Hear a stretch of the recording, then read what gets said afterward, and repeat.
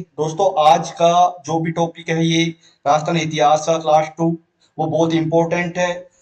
Guarantee है हमारी, यदि आपने पूरी वीडियो देखी तो इसमें से सीईटी में 2-3 क्वेश्चन आराम से आपको देखने को मिलेंगे, रीट एग्जाम में देखने को मिलेगी। तो क्लास को स्किप न करें और वीडियो को अंत तक देखें। क्वेश्चन की शुरुआत करते हैं। पहला क्वेश्चन है हमारा, बूंदी रियासत का अंतिम शासक कौन था? देखिए, फाइंड आउट कीजिए, बताइए बूंदी रियासत का अंतिम शासक कौन था। पहला Bahadur Singh, second Ram Singh, third Ishwar Singh, fourth मान सिंह। देखिए, बूंदी रियासत का जो अंतिम शासक था वो बहादुर सिंह था।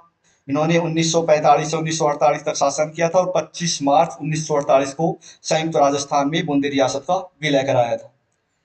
दोस्तों आज की जो ये क्लास है बहुत इंपॉर्टेंट है, तो स्किप न करें और इनमें से गारंटी है हमारी कि आपको 2-3 क्वेश्चन तो देखने को मिलेंगे। तो क्लास को एंटर देखिए, सारे क्वेश्चन बहुत ही इंपॉर्टेंट है। दूसरा क्वेश्चन है हमारा, सारंगपुर का युद्ध कब हुआ था?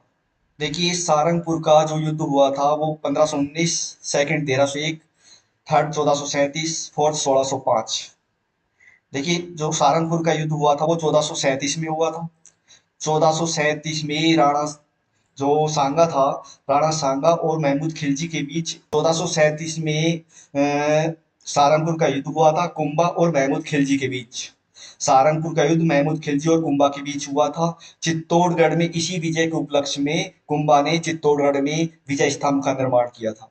याद रखिए, सहारनपुर का युद्ध 1437 में हुआ था, महमूद खिलजी और कुंभा के बीच हुआ था। इसी विजय के उपलक्ष्य में कुंभा ने चित्तौड़गढ़ में विजय स्तंभ का निर्माण कराया था। अगला क्वेश्चन देखते हैं। अगला क्वेश्चन है, सुमेल का युद्ध कब हुआ था? First option 1541, second 1544, third 1518, fourth 1192।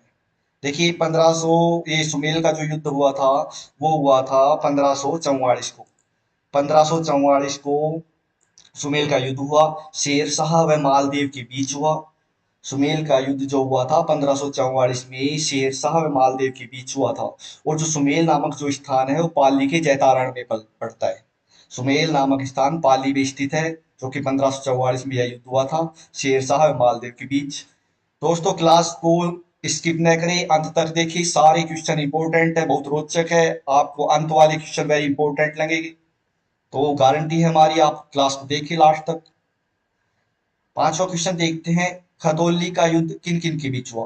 देखिए, खतौली का जो युद्ध हुआ था वो किन किन के बीच हुआ था। पहला इब्राहिम व सांगा, सेकंड है राणा व सांगा, थर्ड है बाबर व लोदी, फोर्थ है लोदी व हुमायूं।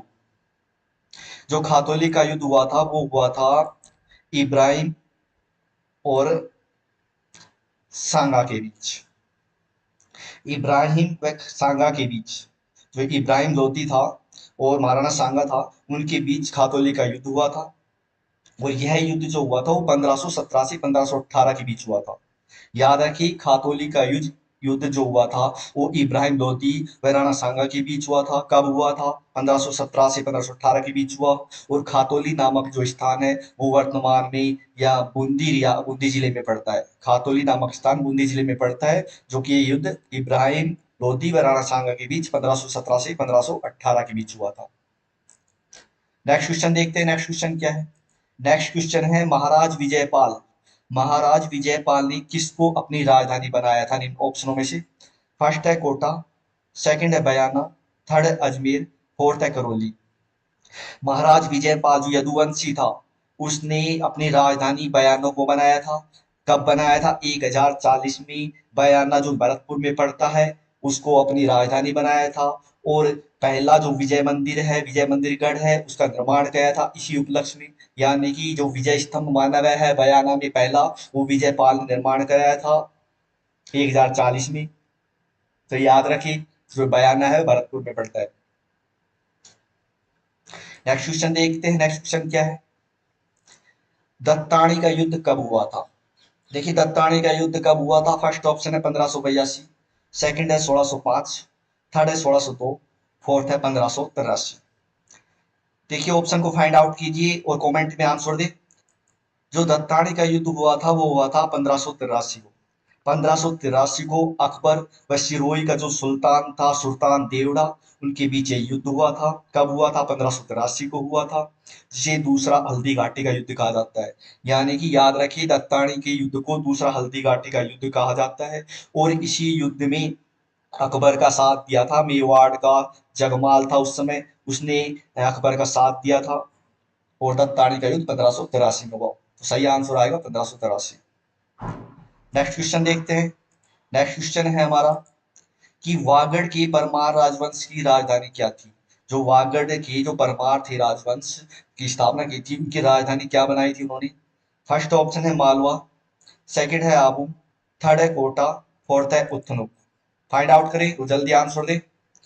देखिए, वागड़ की परमार राजवंश की जो राजधानी थी वो थी उत्थनुक, जिसे अथूणा के नाम से भी जाना जाता है। उत्थनुक को अथूणा के नाम से भी जाना जाता है, जो कि बांसवाड़ा में स्थित है। जिन्होंने वागड़ की जो परमार राजवंश थे, उन्होंने बांसवाड़ा में उत्थनुक को अपनी राजधानी बनाई थी। बहुत ही इंपॉर्टेंट क्वेश्चन है, याद रखें। रीट सीईटी के लिए तो बहुत खास है, तो क्लास को पूरा देखें। प्रत्येक क्वेश्चन वेरी इंपॉर्टेंट है आपके लिए। अगला क्वेश्चन है, कोटा राज्य का संस्थापक कौन था? जो कोटा राज्य का स्थापना किसने की थी? फर्स्ट ऑप्शन है मुकुंद सिंह, सेकंड माधो सिंह, थर्ड है रतन सिंह, फोर्थ है मान सिंह। देखिए, कोटा राज्य की जो स्थापना की थी वो की थी माधो सिंह ने। माधो सिंह ने कोटा राज्य की स्थापना की थी और 1631 में की थी। कब की थी? 1631 में कोटा राज्य की स्थापना किसने की थी? माधो सिंह ने। याद रखिए, माधो सिंह ने कोटा राज्य की स्थापना की 1631 में। देखिए, हम शॉर्ट और स्वीट बता रहे हैं, ज्यादा बताने से वीडियो लंबी हो जाती है, तो हम शॉर्ट और स्वीट्स बता रहे हैं। आप थोड़ा ध्यान से पढ़े, सारे क्वेश्चन इंपॉर्टेंट है। अगला क्वेश्चन है, झालावाड़ की स्थापना किसने की थी? झालावाड़ की जो स्थापना हुई थी वो किसने की थी? फर्स्ट जालिम Singh, second Madan Singh, third Guman Singh, fourth मान सिंह। जो झालावाड़ की स्थापना की थी वो की थी जालिम सिंह ने। तो आंसर आएगा जालिम सिंह। जालिम सिंह ने 1791 में झालावाड़ की स्थापना की थी। नेक्स्ट क्वेश्चन देखते हैं। नेक्स्ट क्वेश्चन क्या है हमारा? नेक्स्ट क्वेश्चन है हमारा, जगमाल सिंह ने बांसवाड़ा की स्थापना कब की थी? देखिए, जो जगमाल सिंह थे उन्होंने बांसवाड़ा की स्थापना कब की थी? First option 1518, second 1535, third 1544, fourth है 1605। देखिए, जगमाल थे। नेक्स्ट क्वेश्चन देखते हैं। नेक्स्ट क्वेश्चन क्या है हमारा? नेक्स्ट क्वेश्चन है, साहिबा का युद्ध कब हुआ? साहिबा का युद्ध कब हुआ? फर्स्ट ऑप्शन 1537 87, सेकंड 1605, थर्ड 1541 और फोर्थ है 1899। देखिए, साहिबा का युद्ध को पाहिबा और साहिबा के नाम से जाना जाता है। जो साहिबा का युद्ध है वो 1541 में युद्ध हुआ था। 1541 में जो पाहिबा साहिबा का युद्ध हुआ था, वह मालदेव जो था मारवाड़ का शासक, वह बीकानेर का शासक राव जैतसिंह था, उन दोनों के बीच युद्ध हुआ। याद रखिए, पाहिबा साहिबा का भी जो युद्ध हुआ था मारवाड़ व बीकानेर के बीच हुआ था। मारवाड़ का शासक मालदेव था, बीकानेर का शासक राव जैतसिंह था, जिसमें राव जैतसिंह की मृत्यु हो गई थी और मालदेव जो मारवाड़ का शासक था वो विजयी हुआ था। इसलिए याद रखिए, पाहिबा और साहिबा का युद्ध 1541 को हुआ था। नेक्स्ट क्वेश्चन देखते हैं। नेक्स्ट क्वेश्चन है, राज प्रशस्ति की रचना किसने की थी? जो राज प्रशस्ति की रचना हुई थी वो किसने की थी? First option Mandal, second Kumbha, third Ranchhod Bhatt, fourth है सारंगदेव। देखिए, जो राज प्रशस्ति की जो रचना हुई थी वो की थी रणछोड़ भट्ट ने। रणछोड़ भट्ट जो मेवाड़ के महाराणा तत्कालीन महाराणा राज सिंह थे, उनके लिए रणछोड़ भट्ट ने राज प्रशस्ति की रचना की थी। उसी प्रशस्ति राज प्रशस्ति में मेवाड़ के शासकों का वर्णन किया गया है, खास तौर पर राज सिंह का। राज सिंह का खास तौर पर मेवाड़ के शासकों का वर्णन किया गया है। रणछोड़ भट्ट के द्वारा ली गई राज प्रशस्ति रचना। नेक्स्ट क्वेश्चन देखते हैं, कीर्ति स्तंभ प्रशस्ति की रचना किसके द्वारा की गई? देखिए, बहुत खास क्वेश्चन है, बहुत इंपॉर्टेंट क्वेश्चन है, हर एग्जाम में देखने को मिलता है। तो रीड सीटी के लिए तो वेरी इंपॉर्टेंट है, इस क्वेश्चन को ध्यान से पढ़े और आगे जितने भी क्वेश्चन आएंगे सारे इंपॉर्टेंट है, तो क्लास को लास्ट तक देखें। कीर्ति स्तंभ की जो प्रशस्ति की रचना, फर्स्ट ऑप्शन है अत्रिय महेश, सेकंड ऑप्शन है जयानक, थर्ड ऑप्शन है कुंभा, फोर्थ ऑप्शन है मानसिंह। जो कीर्ति स्तंभ प्रशस्ति की रचना हुई थी की थी वो अत्रि व महेश ने की थी। कीर्ति स्तंभ की प्रशस्ति की रचना अत्रि व महेश ने की थी, जो कि तत्कालीन राजा कुंभा का वर्णन किया गया है। कीर्ति स्तंभ जो की प्रशस्ति जो की भाषा जो थी वो संस्कृत थी। याद रखिए, कीर्ति स्तंभ प्रशस्ति की भाषा संस्कृत थी। स्थापना 1460 में हुई। चित्तौड़गढ़ में कुंभा का वर्णन किया गया है। तो याद रखिए, अत्रि व महेश के द्वारा कीर्ति स्तंभ की प्रशस्ति की रचना की गई। नेक्स्ट क्वेश्चन देखते हैं। नेक्स्ट क्वेश्चन है हमारा, पृथ्वीराज राठौड़ ने किस ग्रंथ की रचना की थी? पृथ्वीराज राठौड़ ने, फर्स्ट ऑप्शन है हमारा राज रत्नाकर, सेकंड है वेली कृष्ण रुक्मणी, थर्ड है अजितोदय, फोर्थ है कोई नहीं। देखिए, पृथ्वीराज राठौड़ ने रचना की थी वेली कृष्ण रुक्मणी। जो वेली कृष्ण रुक्मणी है उसकी भाषा डिंगल भाषा है, पृथ्वीराज राठौड़ के द्वारा रचना की गई। और दुर्साहड़ा ने जो वेली कृष्ण रुक्मणी है उसको पांचवा वेद भी बताया है। यानी कि दुर्साहड़ा नामक जो विद्वान कवि थे उन्होंने वेली कृष्ण रुक्मणी को पांचवा वेद बताया गया है, जिसमें जिसकी भाषा डिंगल भाषा है, जिसमें कृष्ण व रुक्मणी की विवाह का वर्णन किया गया है। याद रखिए, कृष्ण व विवाह रुक्मणी के विवाह का वर्णन किया गया है। नेक्स्ट क्वेश्चन है, राजस्थान में मौर्यों का पता किस अभिलेख से चलता है? देखिए, राजस्थान में इंपॉर्टेंट क्वेश्चन है, खास है। देखिए, राजस्थान में मौर्यों को पता जो चलता है वो चलता है कर्णस्व अभिलेख से। याद रखिए, राजस्थान में मौर्यों का पता कर्णस्व अभिलेख से चलता है। जो कि प्रथम जो ये है मौर्य का अभिलेख जो कोटा से प्राप्त हुआ था। कोटा से कर्णस्व अभिलेख प्राप्त हुआ जिसमें मौर्यों का पता चलता है, जो कि मौर्य राजा धवल का उल्लेख किया गया है। कर्णस्व अभिलेख में मौर्य राजा धवल का उल्लेख किया गया है, जो कि कोटा में स्थित है। नेक्स्ट क्वेश्चन देखते हैं। नेक्स्ट क्वेश्चन है हमारा कि एनल्स एंड एंटिक्विटीज के लेखक कौन है? जो एनल्स एंड एंटिक्विटीज जो रचना है, जो पुस्तक है, उसके लेखक कौन है? फर्स्ट ऑप्शन है गौरीचंद, सेकंड है राम प्रताप, थर्ड है जेम्स टोड, फोर्थ है हीराचंद। देखिए, एनल्स एंड एंटिक्विटीज के लेखक हैं जेम्स टोड, जिन्होंने 1892 में इस पुस्तक का प्रकाशन कराया था। 1892 में इस पुस्तक का प्रकाशन कराया था। तो आंसर आएगा जेम्स टोड, जिसकी रचना एनल्स एंड एंटिक्विटीज है। नेक्स्ट क्वेश्चन देखते हैं। अगला क्वेश्चन देखते हैं, वंश भास्कर किसकी रचना है? वंश भास्कर जो रचना मानी गई है वो मानी गई है सूर्यमल मिश्रण की। सूर्यमल मिश्रण ने वंश भास्कर की रचना की। तत्कालीन राजवंश बूंदी में जो हाड़ा शासक थे उनका वर्णन किया गया है। तो याद रखिए, वंश भास्कर सूर्यमल मिश्रण के द्वारा ली गई। कहाँ की ली गई थी? बूंदी में। बूंदी में तत्कालीन हाड़ा शासक थे उनके लिए लिखी गई थी।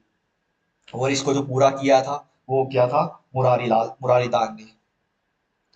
नेक्स्ट क्वेश्चन, अंतिम क्वेश्चन, नेक्स्ट क्वेश्चन देखते हैं हमारा।